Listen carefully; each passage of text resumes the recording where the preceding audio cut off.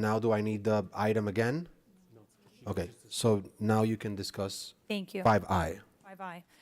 All right, so 5I, I just want to mention a few things on 5I that I find concerning. I understand that we're retiring the outstanding commercial paper. I have no issue with the 200 million for that. This is a common vehicle, and the interest rate is fine. My concern with this item, which is 700 in total, is the 380 million for a series of projects. The projects, unlike many of the other items, do not have the amounts. If you go through the item, in Exhibit A in particular, you can figure out what they are. Some of them we've heard about before. For example, the new berth in 10, and Terminal G expansion, rail and gate expansion, the gantry cranes, which we've been asking for a very long time. What is the cost of those? There is no enumeration of that. And there's more information on port infrastructure. A lot of these items, when I went and I compared it to the capital plan and to the other port items, there were numbers. And I think the reason why there's no numbers in this item is because this item also includes the fuel facility property. So in this item, we're drawing down for that purchase. We are currently in litigation for a taking on that. And I don't understand why we're drawing down without specificity, because we cannot put a number on that.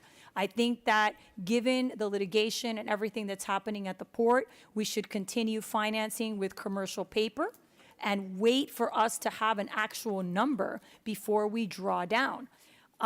Specifically, in terms of the current market conditions, right now, munis have flooded. We have 45% above the 2-decade average. And while I agree with the mayor that we have been able to save by restructuring our debt, as in the case of the transit item, I do not believe that this is the case with this item.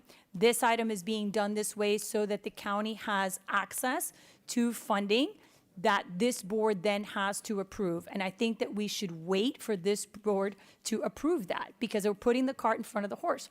We have a litigation, we haven't decided on a price, and now we're drawing down money just to have it there at a very high cost to the county. And the fact that the port is an enterprise fund doesn't remediate the issue that we're approving a bond that does not have numbers attached to these projects. It is very fungible, and I don't understand why we're doing this at this moment. This can wait. We can continue having commercial paper. The port leadership is currently in transition. Today, we hired a new director, so why are we doing this without waiting for that director to determine what exactly needs to be done at the port? I think part of the problem here is that we continue running PortMiami as if there's no problems, even though there's a million problems. The last issue that I want to point out here is included in this laundry list of issues, of projects that we're going to fund, is the connection to, the connection that we did at the port, the shore power. And what I want some information from our attorneys regarding shore power. I don't understand why we're still talking about shore power. Brian Avila passed an item that I think dramatically changes shore power.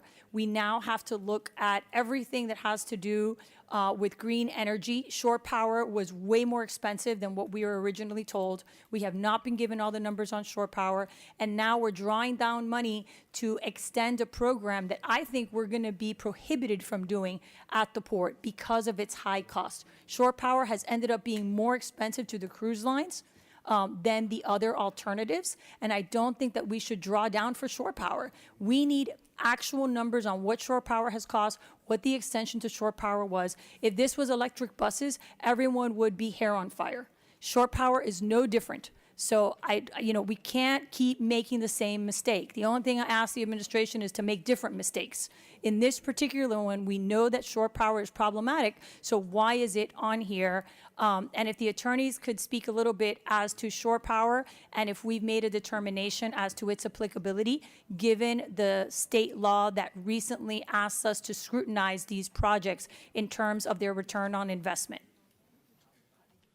Thank you. All right, 5